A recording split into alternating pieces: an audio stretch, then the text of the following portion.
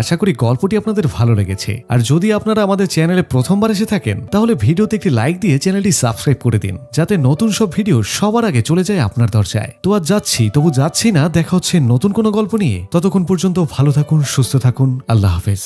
গল্পটি এমন একজন চাকরের যার একটি রাজার স্ত্রীর সঙ্গে অবৈধ সম্পর্ক হয়ে যায়, এবং এই কথা যখন রাজা জানতে পারে তখন সে নিজের প্রাণ বাঁচাতে পরিচয় লুকিয়ে একটি গির্জায় কাজ করতে শুরু করে। কিন্তু সে জানতো না যে এই গির্জার নানেরা যারা দেখতে ধার্মিক, আসলে তাদের জীবন খুব কঠিন আকাঙ্ক্ষায় ভরা ছিল। আর এখানে আসার পর তার সাথে এমন এমন ঘটনা ঘটতে থাকে যার ফলে শুধু তার জীবনই নয়, সব নানেদের জীবনও পুরোপুরি বদলে যায়। আমাদের এই ভিডিওটি শুধুমাত্র বিনোদন আর সিনেমার কনসেপ্টটি বোঝানোর জন্য। আমাদের উদ্দেশ্য কোনো ধর্মীয় বিশ্বাসকে ছোট করা নয়। যদি আপনাদের কোনো ভিডিও ক্লিপ বা কথায় অস্বস্তি অনুভব হয় তাহলে আপনাদের কাছে আমার অনুরোধ, এই ভিডিওটি শুধুমাত্র বিনোদনের উদ্দেশ্যে দেখুন। তো চলুন শুরু করা যাক। গল্পের শুরুতেই আমরা ফার্নান্দা নামের একজন সিস্টারকে দেখি, যে তার গাধাকে ধরে জঙ্গলের ভেতর দিয়ে গির্জার দিকে আসছিল। গির্জায় পৌঁছানোর পর জেনেব্রা নামের আরেকজন সিস্টার এসে তাকে জিজ্ঞেস করে, কাল রাতে তুমি কোথায় ছিলে? তখন ফার্নান্দা বলে, সব সময়ের মতো কাল রাতেও আমার গাধা হারিয়ে গিয়েছিল, আর তাকে খুঁজতে খুঁজতেই সকাল হয়ে গিয়েছিল। এটা শুনে জেনেব্রা বলে, আমি তো প্রতিদিনই গেট লক করে দিই, তাহলে এটা পালিয়ে যায় কিভাবে? এদিকে দুজন যখন কথা বলছিল তখন সেখানকার মালি লুরকো যাওয়ার সময় তাদেরকে গুড মর্নিং বলে। এটা শুনে তারা দুজন তাকে বকা দিতে শুরু করে আর তাকে সেখান থেকে তাড়িয়ে দেয়। এর পরের দৃশ্যে সব সিস্টাররা গির্জা গিয়ে মর্নিং প্রেয়ার করে, আর তারপর সেখানকার সুপিরিয়র সিস্টার মারিয়া ফার্নান্দাকে জিজ্ঞেস করে, তুমি কাল রাতে কোথায় ছিলে? যার উত্তরে সে জানায়, কাল রাতে আমার গাধা হারিয়ে গিয়েছিল আর আমি তাকেই খুঁজে আনতে গিয়েছিলাম। এটা শুনে তখন সিস্টার মারিয়া আর কিছুই বলে না। আসলে এই গাধার বারবার পালিয়ে যাওয়ার একটা অন্য রহস্য আছে, যেটা আমরা সামনে জানতে পারবো। অন্যদিকে আমরা আলেকজান্ডার নামের একজন সিস্টারকে দেখি, যে তার ঘরে বসে কিছু একটা সেলাই করছিল। তাকে দেখে খুব দুঃখী দুঃখী মনে হচ্ছিল, কারণ সেই চার্চে থাকতে চাইছিল না। সে চাইতো বাইরে গিয়ে সাধারণভাবে জীবনযাপন করতে। অন্যদিকে আমরা সিস্টার জেনেব্রাকে দেখি, যে সিস্টার মারিয়ার সঙ্গে কিছু কথা বলছিল। তখন একটি বইয়ের মধ্যে একটি অদ্ভুত ছবি তার চোখে পড়ে, যেখানে কিছু অদ্ভুত বিধির কথা লেখা ছিল। এই দেখে তার কিছুটা আশ্চর্য লাগে এবং কিছু লাইন পরে সে বইটিকে সে রেখে দেয়। সেখানেই সিস্টার আলেকজান্ডার বাবা তার সঙ্গে দেখা করতে আসে এবং দুজনেই তখন কথা বলতে শুরু করে। তার বাবা তাকে বলে যে তোমার জন্য একটি ভালো ছেলে খুঁজছে, কিন্তু সমস্যা হলো যে যখনই কোনো ভালো ছেলে পাওয়া যায় সে খুব বেশি পণ চাইতে শুরু করে। এর উত্তরে আলেকজান্ড্রা বলে, যদি আপনি গির্জায় দান করে একটু কমিয়ে দেন তাহলে হয়তো পণের টাকার ব্যবস্থা হয়ে যাবে। কিন্তু তার বাবা বলে যে এমনটা করা ঠিক হবে না, আর তাকে সান্ত্বনা দিয়ে বলে যে তুমি চিন্তা করো না এবং নিজের ক্যারিয়ারে মনোযোগ দাও। বিয়ে হোক বা না হোক তুমি এখানে খুব ভালোভাবে জীবনযাপন করতে পারবে। এদিকে বাবার এমন কথা শুনে আলেকজান্ডার মন আরো বেশি খারাপ হয়ে যায়, কারণ সে চাইতো বিয়ে করে স্বামী সংসার করতে আর সাধারণ মানুষের মতো জীবনযাপন করতে। এর পরের দিন আমরা তিন সিস্টারকে একসঙ্গে দেখি, যারা তাদের হাতে বোনা কাপড় নিয়ে কোথাও একটা যাচ্ছিল। তখনই আলেকজান্ডার তার বাবার সঙ্গে হওয়া কথা দুজন সিস্টারের সঙ্গে শেয়ার করে, যা শুনে তারাও বেশ দুঃখী হয়ে যায়। তখনই তারা সেখানে চাকর লুরকোকে দেখে, যে কিছু কাজ করতে করতে তাদেরকে দুষ্ট নজর দিয়ে দেখছিল। কিন্তু এমনটা করতে দেখে তারা তিনজনই তার উপরে রেগে যায়। তাই নিজেদের মনের রাগ বের করার জন্য তারা ভেতরে এসে তার জিনিসপত্র ছুঁড়ে ফেলতে শুরু করে, আর এতেও যখন তাদের মন ভরে না তারা তাকে মারধরও করে। অন্যদিকে আমরা এই গির্জার ফাদার টোমাসোকে দেখি, যে সিস্টারদের বোনা কাপড় নিয়ে বাজারে যাওয়ার জন্য বের হয়। তখন রাস্তায় লুরকো তার সঙ্গে দেখা করে এবং বলে, আমাকে ক্ষমা করে দিন ফাদার, এখন থেকে আমি এই গির্জায় আর কাজ করতে চাই না। এর উত্তরে ফাদার তাকে বোঝান যে এখন থেকে এমন কিছুই আর হবে না। কিন্তু লুরকো কোনো কিছু শোনে না এবং সেখান থেকে চলে যায়। এরপর আমরা গির্জা থেকে কয়েক মাইল দূরে একটি বাড়িতে লর্ড ব্রুনো নামের একজন জমিদার লোককে দেখি, যে তার স্ত্রী ফ্রান্সিসকার সাথে রাতের খাবার খেতে খেতে কথা বলছিলেন। কিন্তু ফ্রান্সিসকার মনোযোগ তখন তাদের চাকর ম্যাসেটোর দিকে ছিল। এদিকে ম্যাসেটো তার মালকিনকে দেখছিল। এদের দুজনকে দেখে মনে হচ্ছিল যেন তাদের মধ্যে কোনো সম্পর্ক আছে। তারপর রাত হতেই আমরা দেখি যে ফ্রান্সিসকার ম্যাসেটো বিছানায় এক রাউন্ড শেষ করে ফেলেছে। এরপর ফ্রান্সিসকা বলেছে, আমার স্বামী আমাকে কখনোই খুশি করতে পারে না, সে শুধু নিজের মর্যাদা আর বিত্ত বৈভবের কথা বলতে থাকে। এরপর দুজনেই যখন দ্বিতীয় রাউন্ডের জন্য প্রস্তুতি নিচ্ছিল তখনই ঘরে ব্রুনো আসার শব্দ শুনে ম্যাসেটো জানালা দিয়ে লাফিয়ে পালানোর চেষ্টা করে, কিন্তু ব্রুনো এসে তাকে পেছন থেকে দেখে ফেলে আর তার পিছু করতে করতে সব চাকরদের ঘরে চলে যায়। কিন্তু ম্যাসেটো তার আগে পৌঁছে ঘুমানোর ভান করতে শুরু করে। এরপর ব্রুনো এসে এক এক করে সব চাকরদের পরীক্ষা করতে শুরু করে যে আসলে সে দেখতে চায় যে কার হার্টবিট জোরে চলছিল। বেটা চালাক ব্রুনো জানতো যে এইমাত্র যে গেম খেলেছে তার হার্টবিট জোরে চলবে। এভাবে পরীক্ষা করতে করতে যখন সে ম্যাসেটোর কাছে আসে তখন তার সন্দেহ হয় যে এই সে চাকর, কিন্তু অন্ধকার হওয়ার কারণে সে তাকে ভালোভাবে চিনতে পারে না। তাই সে চালাকি করে তার একটু চুল কেটে নেয়, যাতে সকাল হলে সে জানতে পারে যে এই দুঃসাহসিক কাজ আসলে কে করেছে। কিন্তু বেচারা ব্রুনো জানতো না যে ম্যাসেটো তার থেকেও এক ধাপ এগিয়ে। এরপর ব্রুনো চলে যাওয়ার পর সাথে সাথে ম্যাসেটো উঠে তার সব সঙ্গীদের চুলও ঠিক তার মতন করে একটু একটু করে কেটে দেয়। এবার সকাল হতেই ব্রুনো সব চাকরদের লাইনে দাঁড় করিয়ে এক এক করে পরীক্ষা করতে শুরু করে দেয়, কিন্তু দেখা যায় সবার চুলই একটু একটু করে কাটা ছিল, যার ফলে সে বুঝতে পারে না যে সেই লোকটি আসলে কে ছিল। কিন্তু সে এটা বুঝতে পারে যে এই প্লেয়ার যেই হোক না কেন সে খুব চতুর। তারপর সে সবাইকে হুমকি দিয়ে বলে যে আমি যাকে খুঁজছি যদি আমি তাকে ধরে ফেলি তবে মনে করো সেদিনই হবে তার শেষ দিন। এরপর সে সব চাকরদের চুল কাটিয়ে ছোট করে দেয়। এবার পরের দিন যখন ফ্রান্সিসকা আর ব্রুনো খেতে বসে তখন ব্রুনো নিজের স্ত্রীকে সতর্ক করে বলে যে তুমি যা করেছো একদমই ঠিক করোনি, আমি জানি এই সবকিছুর মধ্যে তুমি জড়িত। যদি সে চাকর আমি একবার পেয়ে যাই তবে আমি তার সাথে সাথে তোমাকেও একবারে শেষ করে ফেলবো। কিন্তু ফ্রান্সিসকা ব্রুনোর এমন কথাতে একদমই ভয় পায় না, আর সে বলে যে তুমি এমন কিছুই করতে পারবে না। এর মধ্যেই ব্রুনো নিজের স্ত্রী এবং ম্যাসেটোকে ইশারা করতে দেখে ফেলে আর বুঝে যায় যে সেই চাকর আসলে ম্যাসেটোই। এরপর আমরা ম্যাসেটোকে কাজ করতে দেখি এবং সেখানে ফ্রান্সিসকাও ছিল, যে ম্যাসেটোর কাছে এসে তার সঙ্গে জোর করে ভূমিকম্প করার চেষ্টা করে। কিন্তু এবার দূর থেকে ব্রুনো তাদের এমন ঘটনা দেখে ফেলে আর রেগে গিয়ে সে নিজের লোকেদের ম্যাসেটোকে ধরে আনার জন্য বলে। এদিকে ম্যাসেটো দেখছিল যে ব্রুনো সবকিছু দেখে ফেলেছে, তাই সে নিজের প্রাণ বাঁচাতে সেখান থেকে দৌড়ে পালাতে শুরু করে আর ব্রুনো লোকেরাও তার পেছনে পেছনে দৌড়াতে থাকে, কিন্তু তারা কোনোভাবেই তাকে ধরতে পারে না। এদিকে জঙ্গলের মধ্যে দিয়ে দৌড়াতে দৌড়াতে অনেক দূর যাওয়ার পর সে ফাদার টমাসোকে দেখে। এদিকে ফাদার টমাসো বাজারে যাওয়ার পথে কিছুটা দারু খেয়ে নিয়েছিল, তাই নেশার কারণে তার গাড়িটা উল্টে গিয়ে তার সব কাপড় চোপড় নদীতে ভেসে যাচ্ছিল। এটা দেখে ম্যাসেটো তাকে সাহায্য করতে আসে আর তার সব কাপড় চোপড় আবার একসঙ্গে জড়ো করে দেয়। এতে করে ফাদার খুব খুশি হয়ে যায়। এরপর যখন তিনি জানতে পারেন যে ম্যাসেটোর কোনো থাকার জায়গা নেই তখন তিনি তাকে নিজের সঙ্গে করে গির্জায় নিয়ে আসে।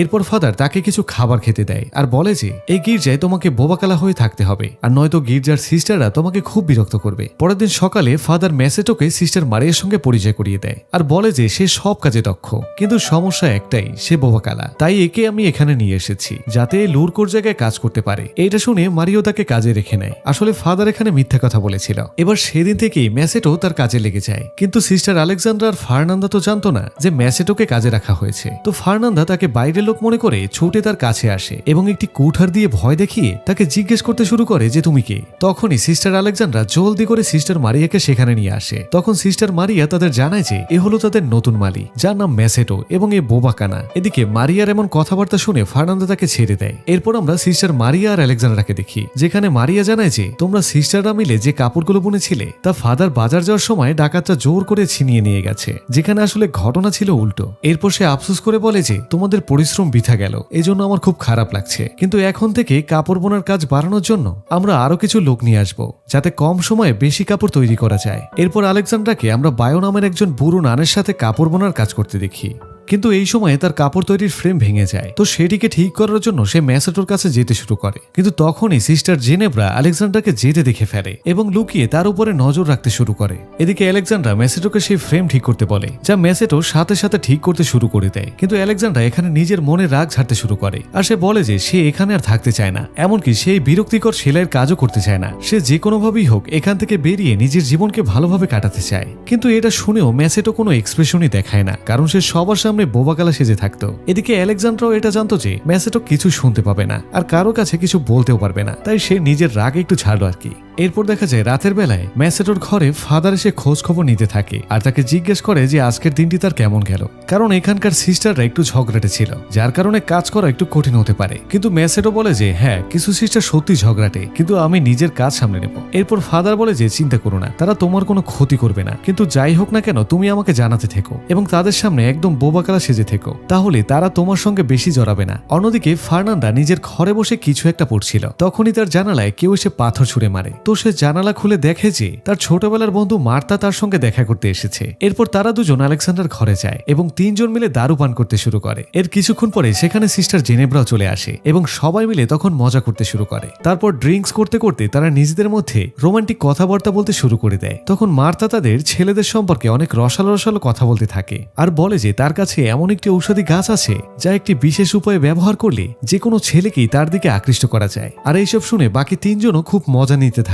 দেখা যায় পরের দিন ম্যাসেটো যখন কাজ করছিল তখন আলেকজান্ডার সেখানে আসে আর ম্যাসেটোকে বলে যে আমি তোমার জন্য একটা রুমাল বানিয়েছি। এরপর সে সেই রুমাল দিয়ে ম্যাসেটোর ঘাম মুছতে শুরু করে এবং তার পাশে বসে কথা বলতে থাকে। আসলে আগের রাতের মার্তার এমন রোমান্টিক কথাগুলো শোনার পর তার মনে একটা দুষ্ট ভাবনা এসেছিল, তাই সে কথা বলতে বলতেই হঠাৎ তাকে চুমু খেয়ে নেয়, যার ফলে ম্যাসেটো এই সুযোগ না হারিয়ে সেখানেই তার সঙ্গে সঙ্গে ভূমিকম্প করতে শুরু করে দেয় আর দুজনেই সেই ভূমিকম্পের মজা নিতে শুরু করে। কিন্তু তখনই গির্জার ঘন্টা বাজার শব্দে মেসেটো ঘাবড়ে যায় এবং আলেকজান্ডাও তাড়াতাড়ি করে নিজেকে সামলে গির্জায় প্রার্থনা করতে চলে যায়। কিন্তু প্রার্থনা করার সময় ফার্নান্দা আলেকজান্ডার স্কার্ফ আর নখে মাটি লেগে থাকতে দেখে। এর পরের দৃশ্যে দেখা যায় জিনেব্রা আর ফার্নান্দা কাপড় ধুচ্ছিল। তখনই সেখানে আলেকজান্ডার চলে আসে, যাকে খুবই খুশি খুশি দেখাচ্ছিল। সে তাদেরকে বলে যে কাল রাতে খুব মজা হয়েছে। তখন ফার্নান্দা তাকে জিজ্ঞেস করে যে তুমি এখানে কি করছো আর তোমার কাপড়ে তো নোংরা হলো কি করে। এর উত্তরে সে বলে যে আমি সেই নতুন মালির সঙ্গে কাজে হাত লাগাচ্ছিলাম, যার ফলে তার কাপড় নোংরা হয়ে গেছে। আসলে সে কোথায় হাত লাগাচ্ছিল সেটা তো আমরা দেখেছি। যাই হোক, বলবেন না কিন্তু। এটা শুনে তাদের দুজনের বিশ্বাস হয় না, কারণ আলেকজান্ডার কখনোই কোনো কাজই করতো না। এদিকে ফার্নান্দাও বেশ চালাক চতুর ছিল। সে বুঝে গিয়েছিল যে আলেকজান্ডার তাদের কাছ থেকে কিছু একটা লুকাচ্ছে। এরপরে আমরা ফার্নান্দা আর মার্তাকে জঙ্গলের ভিতরে যেতে দেখি। আসলে যারা সেই ভেষজটি মানে সেই ঔষধি গাছটি খুঁজতে এসেছিল, আর তারপর তারা সেই ঔষধি গাছটিকে ফুটিয়ে একটা বিশেষ তরল মেডিসিন তৈরি করে, যার পর মার্তা ফার্নান্দা চোখে সেই তরলে 2 ফোঁটা দিয়ে দেয়। আর তারপর তার আঙুল কেটে কিছুটা রক্ত নিয়ে তারা গালে লাগিয়ে দেয়। কিন্তু এই সবকিছু জেনেব্রা দূর থেকে লুকিয়ে দেখছিল। এরপর ফার্নান্দা আর মার্তা মেসেটোর ঘরে যায়, যেখানে ফার্নান্দা তাকে ছুরি দেখিয়ে ভয় দেখায়। আর তারপর দুজন মিলে মেসেটোকে নিজেদের দিকে আকৃষ্ট করার চেষ্টা করতে থাকে। মেসেটোর কাছে এই সবকিছু একদম অদ্ভুত বলে মনে হয়। সে ভাবে যে এরা তার সাথে কি করছে, কিন্তু ধীরে ধীরে সেও নিজের নিয়ন্ত্রণ হারিয়ে ফেলে। আর যার পর 3 জন মিলে খাটের উপরে ঝড় আর ভূমিকম্প তুলে দেয় আর তার ভরপুর মজা নিতে থাকে। তারপর নিজেদের কাজ শেষ হওয়ার পর দুজনেই ঘর থেকে বাইরে চলে আসে। ঠিক তখনই সেখানে তাদের সিস্টার জেনেব্রার সঙ্গে দেখা হয়ে যায়। তখন সে তাদেরকে জিজ্ঞেস করে তোমরা দুজন এখানে কি করছো, কিন্তু এর উত্তরে তারা তার কথার কোনো বিশেষ জবাব দেয় না, বরং এটা ওটা বলে অজুহাত দেখিয়ে সেখান থেকে চলে যায়। কিন্তু জেনেব্রা বুঝতে পারে যে তারা নিশ্চয়ই তার কাছ থেকে কিছু লুকাচ্ছে। এর পরের দিন সকালে হেড ফাদার বিশপ তাদের গির্জায় ঘুরতে আসেন। তো ফাদার টমাস আর মারিয়া তাকে খুব ভালোভাবে স্বাগত জানায়। অন্যদিকে তখন মেসেটো আলেকজান্ডার ঘরে যায় এবং দুজন মিলে আবার একবার ঝড় আর ভূমিকম্পের মজা নিতে শুরু করে। কিন্তু এর মাঝেই সিস্টার বায়োলা আবার তাদের ঘরে চলে আসে, যাকে তারা প্রথমে খেয়াল করতে পারেনি। আসলে সেটা করবেই বা কি করে, তারা তো তখন গুরুত্বপূর্ণ কাজে ব্যস্ত ছিল। কিন্তু হঠাৎ মেসেটো তাকে দেখে কথা বলে ওঠে, যার ফলে আলেকজান্ডার তো চমকে যায়। কিন্তু বায়োর এমন হঠাৎ চলে আসার কারণে তারা দুজনেই ঘাবড়ে গিয়েছিল এবং আলেকজান্ডার নিজেকে ঠিক করতে করতে বায়োর সাহায্য করতে শুরু করে। আর এদিকে মেসেটো তখন বিছানার নিচে লুকিয়ে যায়। আসলে তাদের ভাগ্য অনেক ভালো ছিল, কারণ সিস্টার বায়ো কানে শুনতে পেত না, তাই সে তাদের কাজকর্ম কিছুই বুঝতে পারে না। পরে দেখা যায় মেসেটো কোনো আওয়াজ না করে জানালা দিয়ে সেখান থেকে বেরিয়ে যায়। এর পরের দিন সিস্টার জেনেব্রা মেসেটোকে আরাম করতে দেখে আর তাকে আকৃষ্ট করার জন্য সেই ভেষজ ঔষধটি তৈরি করতে শুরু করে দেয়। আসলে করবেই না কেন, সবাই যেখানে ভরপুর খাওয়া দাওয়া করছে সেখানে বেচারি জেনেব্রা অভুক্ত থেকে যাবে তা তো হয় না। কিন্তু সে এটি চোখে না দিয়ে উল্টো পান করে ফেলে আর তারপর সে নিজের হাত থেকে কিছুটা রক্ত বের করে তার গালে লাগিয়ে নেয়। অন্যদিকে আলেকজান্ডার মেসেটোর ঘরে আসে এবং তাকে জিজ্ঞেস করে যে সে তাকে মিথ্যা কেন বলেছিল, যে সে একজন বোবা। এরই মধ্যে জেনেব্রার আসার আওয়াজ শুনে আলেকজান্ডার এক কোণে লুকিয়ে গিয়েছিল এবং মেসেটো তখন ঘুমানোর ভান করতে শুরু করে। এদিকে জেনেব্রা তখন ঔষধের নেশায় মেসেটোর কাছে এসে তাকে আঁকড়ে ধরতে শুরু করে এবং তার সাথে অদ্ভুত অদ্ভুত কাজকর্ম করতে থাকে। কিন্তু তখন ফার্নান্দার আসার আওয়াজ শুনে সেও গিয়ে লুকিয়ে যায়, যেখানে আগে থেকে আলেকজান্ডারও ছিল এবং একে অপরকে দেখে তারা দুজনেই চমকে যায়। এরপর ফার্নান্দাও মেসেটোর ঘরে আসে এবং ছুরি দিয়ে ভয় দেখিয়ে মেসেটোর হাত বেঁধে দেয়, সাথে তার চোখও বেঁধে ফেলে। তারপর তাকে ভয় দেখিয়ে জঙ্গলের দিকে নিয়ে যেতে শুরু করে। কিন্তু এদিকে আলেকজান্ডার জেনেব্রাও লুকিয়ে তার পিছু করতে শুরু করে দেয়। আর তারপর যখন তারা একটি জঙ্গলের মাঝে পৌঁছায় তখন অনেকটা রাত হয়ে গিয়েছিল। তারা দেখতে পায় জঙ্গলের ঠিক মাঝখানে আগুন জ্বলছিল এবং সেখানে অনেকগুলো মেয়ে কাপড় ছাড়া নাচানাচি করছে আর তার পাশেই তারা মেসেটোকে বেঁধে রেখেছিল। এটা দেখে আলেকজান্ডার তখন বলে যে এরা কি করছে। তখন জেনেব্রা বলে আমি এই ধরনের রিচুয়াল সম্পর্কে একবার পড়েছিলাম, যেখানে মানুষের বলি দিয়ে কিছু মেয়ে ডাইনির শক্তি অর্জন করে। আর এখানে আমরা জানতে পারি যে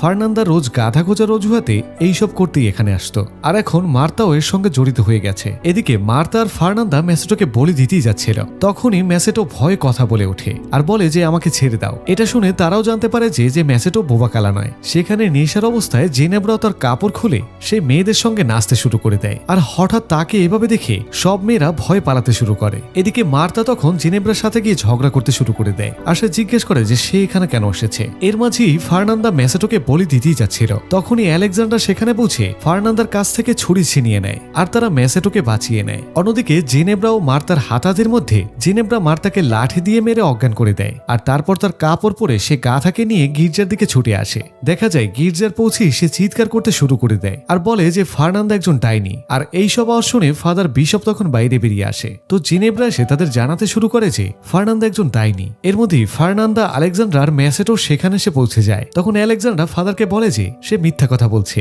কারণ আজ সে এই ভেষজ ঔষধ খেয়েছে আর যার নেশার ঘরে এমন আজে বাজে কথা বলছে। কিন্তু জেনেব্রা বলে যে না, আমি মিথ্যা কথা বলছি না, এরা সবাই একসাথে মিলে আছে, আর এই দুজন তো মারির সঙ্গে ঘনিষ্ঠ হয়েছে। এটা শুনে ফাদার বিশপ মারিয়াকে ডেকে বাইরে নিয়ে আসেন আর জিজ্ঞেস করে যে এসব কি হচ্ছে। তখনই দেখা যায় ফাদার টোমাসও মারিয়ার ঘর থেকে বাইরে বেরিয়ে আসে, যাকে দেখে তো সবাই আশ্চর্য হয়ে যায়। ও তাহলে ভেতরে ভিতরে এই। এবং ফাদার বিশপও তখন বুঝে যায় যে এই গির্জায় এতদিন ধরে আসলে কি চলছিল। এরপর পরের দিন ফাদার বিশপ এক এক করে সবাইকে শাস্তি শোনায় এবং ঈশ্বরের কাছে ক্ষমা চাইতে বলে। এদিকে ফাদার টোমাসও সবচেয়ে বড় শাস্তি পান, কারণ তিনি ফাদার হওয়ার সুবিধা কাজে লাগিয়ে সবচেয়ে বড় ভুলটা নিজেই করেছিলেন। এজন্য তাকে শাস্তি হিসাবে এমন একটি আশ্রমে পাঠানো হয় যেখানে শুধু পুরুষরা থাকতো। কি কঠিন শাস্তি, তাই না? আর এদিকে ম্যাসেটোকে আবার লর্ড ব্রুনোর হাতে তুলে দেওয়া হয়, যেখানে লর্ডের সিপাহীরা তাকে বন্দী করে নেয়। এরপর আমরা তিনজন সিস্টারকে একসঙ্গে দেখি, যারা একে অপরের কাছে ক্ষমা চায়, এবং সিস্টার জেনেব্রাও ফার্নান্দাকে বলে যে আমাকে ক্ষমা করে দিও। আর তারপর তিনজনই ম্যাসেটো সম্পর্কে ভাবতে থাকে যে হয়তো লর্ড ব্রুনো তাকে মেরে ফেলবে, তাই তারা তাকে বাঁচানোর জন্য একটা পরিকল্পনা করে।